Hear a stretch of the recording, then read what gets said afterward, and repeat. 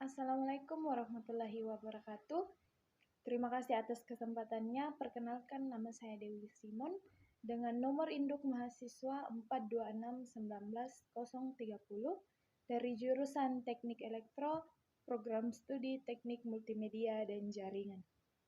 Baik, di sini saya akan menjelaskan tentang proposal bisnis model kanvas yang telah saya buat dengan judul Bisnis Model Kanvas atau biasa disebut dengan BMC bagi petani buah kopi pada masa pandemi COVID-19 di Kabupaten Toraja Utara. Yang pertama adalah pendahuluan.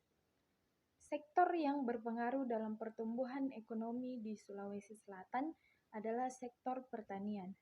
Kopi Toraja mungkin patut dinobatkan sebagai kopi unggulan Indonesia yang punya nama besar yang sudah terkenal seantero dunia sejak dahulu kala.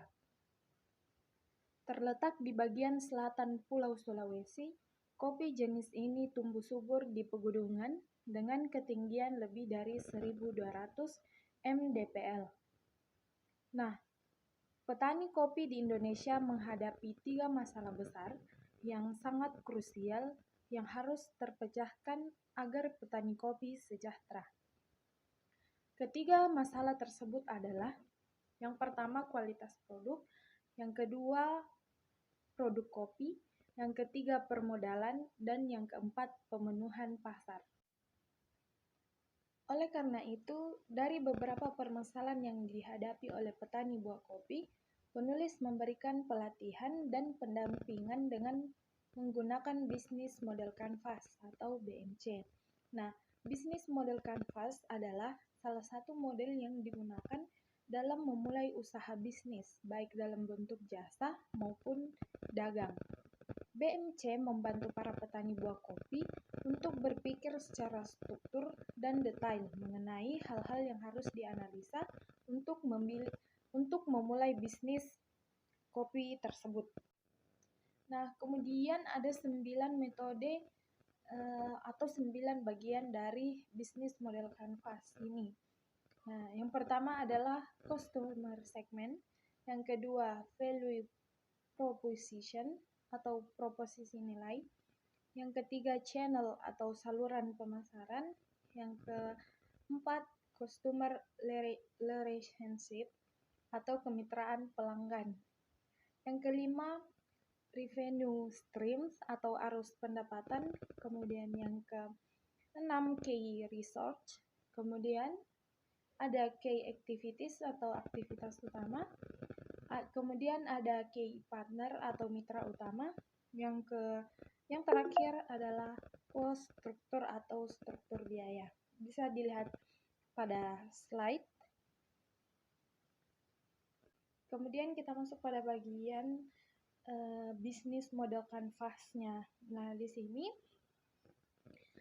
saya mengambil judul bisnis yaitu DW Coffee, kemudian dengan deskripsi usaha yang bergerak di bidang kuliner atau ya di bidang kuliner dan dengan fokus ke bisnis buah kopi.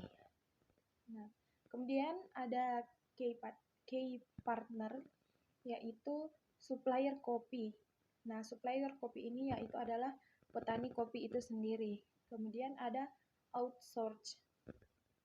Kemudian ada key activities. Nah, key activities yang pertama yaitu membeli bahan baku, kemudian penjualan kopi dalam bentuk buah ataupun yang telah dikelola, misalnya snack dalam rasa kopi. Kemudian yang ketiga mengontrol proses penjualan dan promosi secara maksimal. Kemudian endorsement dan pengiriman. Nah, kemudian ada pun key research-nya yaitu sumber daya manusia, bahan baku, transportasi, handphone, dan peralatan serta perlengkapan. Kemudian ada value proposition. Yang pertama, produksi buah kopi premium menjadi kopi hitam yang siap diminum. Yang kedua, mengembangkan rasa kopi yang tidak hanya bisa dinikmati dengan satu cara, yaitu hanya dengan cara diminum, tapi bisa juga dengan cara dimakan melalui snack yang memiliki rasa kopi. Nah, kemudian menjangkau para konsumen sehingga rasa kopi dapat diterima oleh semua orang. Kemudian yang terpenting adalah harga terjangkau. Kemudian ada customer relationship. Nah, yang pertama menggunakan sosial media, kemudian yang kedua berinteraksi langsung dengan pelanggan di toko maupun di pasar. Kemudian yang ketiga diskon pembelian dan konten interaktif dan kreatif. Kemudian ada customer segment. Nah, customer segment ini yaitu kita dapat menjual produk kita ke kalangan dari usia muda sampai usia tua, baik laki-laki maupun perempuan. Nah, kemudian ada cost structure. Nah, ini terdiri dari biaya pembelian bahan, biaya produksi, dan transportasi. Dan yang terakhir adalah revenue structure. Nah, revenue structure ini bagi menjadi 3, yaitu pendapatan dari sosial media, pendapatan dari pasar, dan pendapatan dari e-commerce. Baik, sekian presentasi dari saya. Kurang dan lebihnya mohon dimaafkan. Terima kasih atas kesempatannya. Assalamualaikum warahmatullahi wabarakatuh.